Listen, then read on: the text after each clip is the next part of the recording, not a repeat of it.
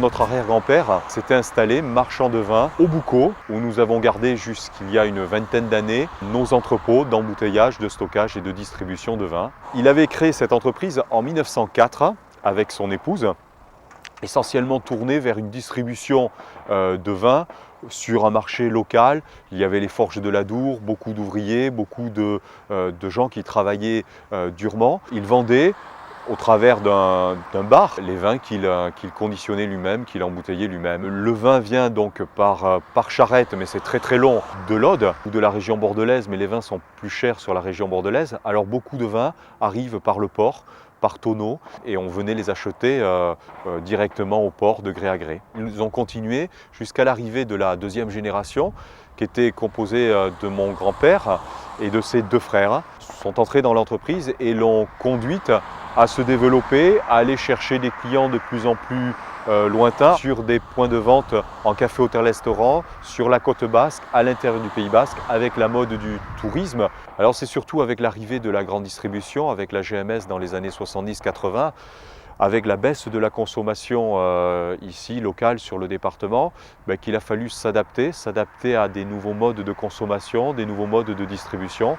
Et là, donc, c'est Georges, Pierre, Maurice, donc nos parents, qui ont su orienter l'entreprise, la spécialiser sur le cœur de notre métier, qui est l'embouteillage de vin, et attaquer des marchés régionaux, voire nationaux, sur des centrales d'achat.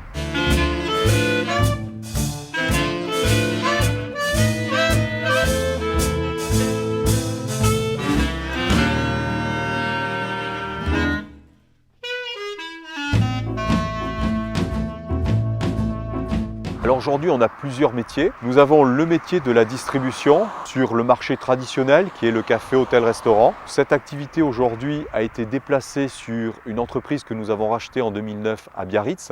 Ici à Bayonne est concentré l'embouteillage pour la grande distribution, l'exportation et également pour les autres grossistes que l'on a comme clients dans le sud-ouest.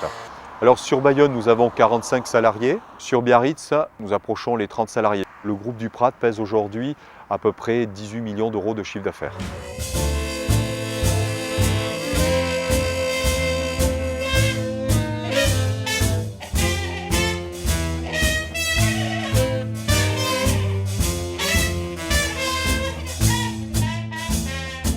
Cet endroit, c'est le centre d'embouteillage. On est au cœur de notre métier.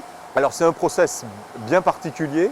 Il y a plusieurs machines qui ont toutes une spécificité. En premier lieu, c'est un dépalettiseur, la machine qu'on a derrière moi, qui prend les bouteilles sur les ballots de bouteilles, qui les met sur des chaînes. Ces chaînes, des convoyeurs, les entraînent vers des embouteilleuses, qui sont des machines, des tireuses aussi, elles ont deux noms, qui rincent les bouteilles, les remplissent de vin, font le niveau et mettent des gaz inertes pour la conservation du vin.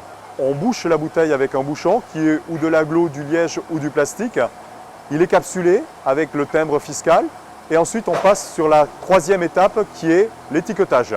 Des fois il y a du surbochage en fonction de nos clients. Si c'est pour l'export, on met des collerettes. On a aussi des ordinateurs qui marquent les numéros de lot pour la traçabilité, c'est obligatoire. Et en fait les derniers postes, c'est l'encartonnage. Tous les bouteilles automatiquement sont prises sur la chaîne, mis dans des cartons et la palettisation qui se fait avec la mise des cartons sur les palettes. Nous avons entre 8 millions et 10 millions de bouteilles. Alors on ne parle pas de bouteilles, on parle de cols qui sortent du centre d'embouteillage. Et en tout, la Société des Vins Duprat et sa filiale de distribution PGLS Boissons représentent sur le marché français à peu près 20 millions de cols qui sont commercialisés chaque année.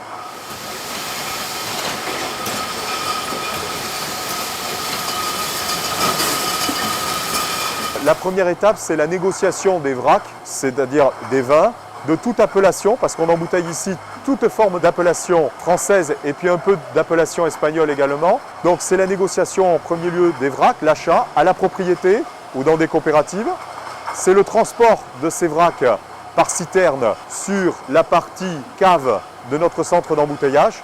Les vins sont filtrés, traités et envoyés sur le centre d'embouteillage. Donc la troisième étape, on l'a vu, c'est l'embouteillage. Et la quatrième étape, c'est la commercialisation, le stockage et la commercialisation de ces vins sur le marché national, régional et à l'export aujourd'hui.